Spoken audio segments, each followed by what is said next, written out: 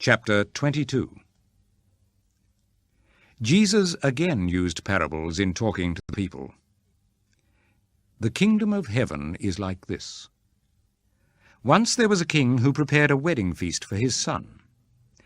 He sent his servants to tell the invited guests to come to the feast, but they did not want to come. So he sent other servants with this message for the guests. "My feast is ready now. My bullocks and prize calves have been butchered, and everything is ready. Come to the wedding feast." But the invited guests paid no attention and went about their business. One went to his farm, another to his shop, while others grabbed the servants, beat them, and killed them. The king was very angry.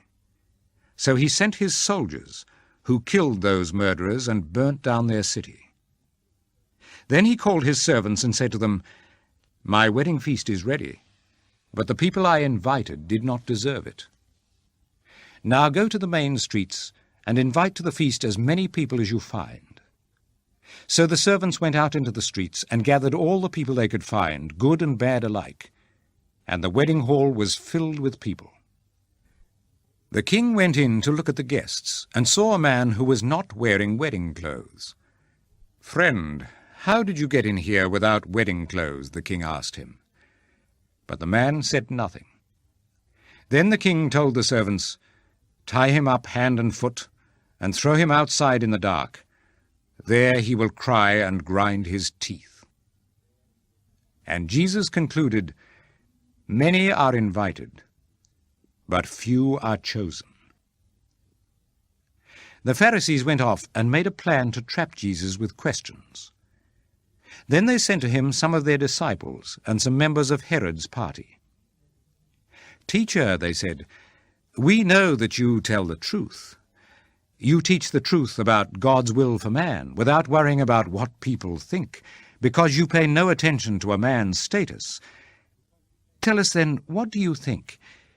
Is it against our law to pay taxes to the Roman emperor or not?"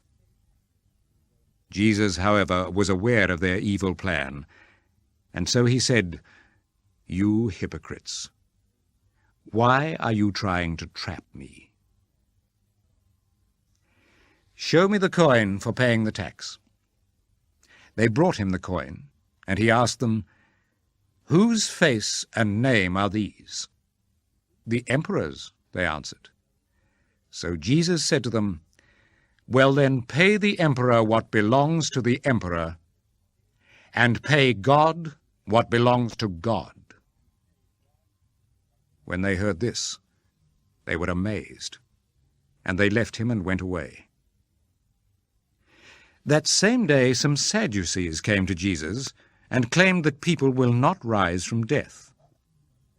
"Teacher," they said, "Moses said that if a man who has no children dies, his brother must marry the widow, so that they can have children who will be considered the dead man's children.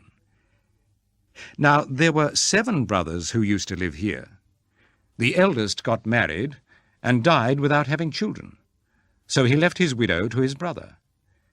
The same thing happened to the second brother, to the third, and finally to all 7. Last of all, the woman died. Now, on the day when the dead rise to life, whose wife will she be? All of them had married her." Jesus answered them, "How wrong you are! It is because you don't know the Scriptures or God's power. For when the dead rise to life, they will be like the angels in heaven and will not marry. Now, as for the dead rising to life, haven't you ever read what God has told you? He said, 'I am the God of Abraham, the God of Isaac, and the God of Jacob.' He is the God of the living, not of the dead."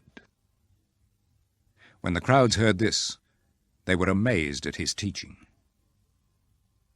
When the Pharisees heard that Jesus had silenced the Sadducees, they came together, and one of them, a teacher of the law, tried to trap him with a question.